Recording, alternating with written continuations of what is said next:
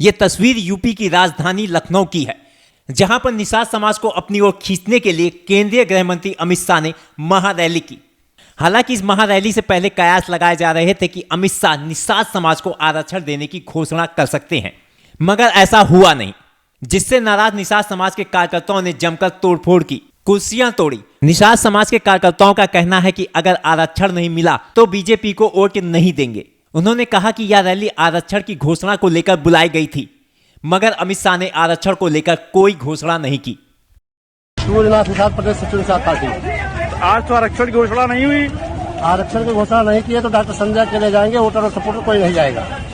वहीं सपा प्रदेश सचिव भीम निषाद ने भी योगी सरकार पर जमकर हमला बोला। उन्होंने कहा कि यह झूठ माफिया की सरकार है, जब सरकार बनाना होता है तो ये लोग झूठ बोलते हैं। झूठ बोलने के माफिया है, ये झूठ माफिया है।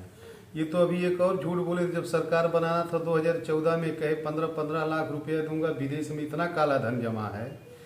सारा अगर संविधान मतलब सब कुछ समस्याओं का हल है तो आरक्षण क्यों नहीं लागू कर देते।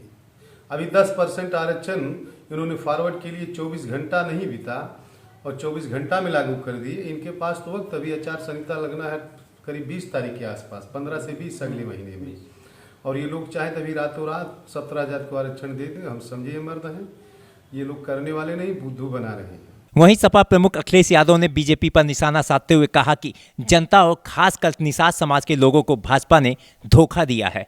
बड़े बड़े नेता एक मंच पे थे, क्या जनता को कितनी बार आप झूठ बोलेंगे?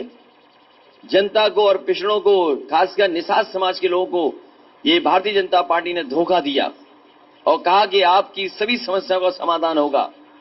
लेकिन जब उनको बुला करके सम्मान देना था तो सम्मान नहीं दिया गया, उनके साथ भी भेदभाव हुआ, उनका हक छीनने का काम हुआ और जो हक मिलना चाहिए था वो हक नहीं मिला।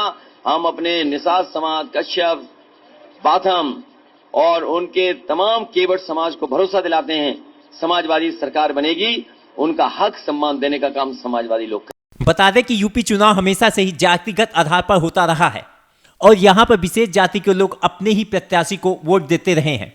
भले ही यूपी में सत्ता किसी भी पार्टी की रही हो, मगर इसमें विशेष जाति का योगदान सबसे ज्यादा रहा है। साल 1989 से पहले निषाद, मछुआ, मल्लाह ये सभी कांग्रेस के वोट बैंक हुआ करते थे, मगर समाजवादी पार्टी के संस्थापक और यूपी के पूर्व मुख्यमंत्री मुलायम सिंह यादव जब पहली बार यूपी की सत्ता हासिल की तो इन्होंने पिछड़ी सभी जातियों को गोलबंद करने का काम शुरू किया। उन्हीं में से निषाद समाज का एक बड़ा समूह सपा के साथ हमेशा खड़ा रहा। सपा के कत्तावर नेता रहे स्वर्गीय जमुना प्रसाद ने पूर्वांचल के निषाद समाज को एकजुट करने का काम किया।